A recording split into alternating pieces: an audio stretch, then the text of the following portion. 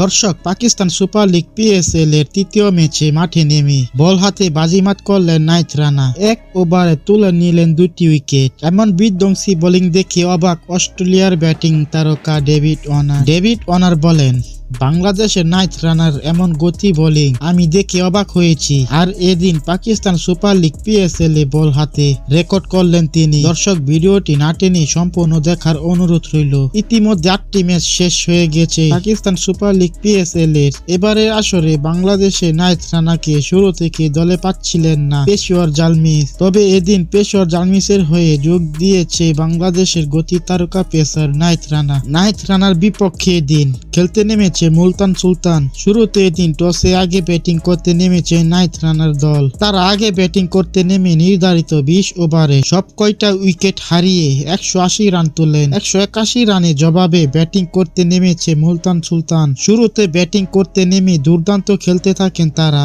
এদিন পাওয়ার প্লেতে বিনা উইকেটে তুলে নেন 60 রান। এরপর বোলিং এ আসে বাংলাদেশের গতি তারকা পেসার নাহিদ রানা। প্রথম ওভারে হাত ঘুরিয়ে খরচ করেন মাত্র 3 রান। পরে ওভারে চমক দেখিয়েছেন তিনি। সেই ওভারে পরপর 2 উইকেট তুলে নিয়েছেন নাহিদ রানা। এদিন 4 ওভার হাত ঘুরিয়ে খরচ করেছেন 25 রান, পেয়েছেন 3টি উইকেট। নাহিদ রানার বিধ্বংসী বোলিং এ এদিন 150 রানে গুটিয়ে যায় মুলতান সুলতান। আর এদিন পেশওয়ার জালমিসের হয়ে জয়ের নায়ক ছিলেন নাহিদ রানা। তো দর্শক, নাহিদ রানার এমন বিধ্বংসী বোলিং আপনার কেমন লেগেছে তা কমেন্ট করে জানিয়ে দিন।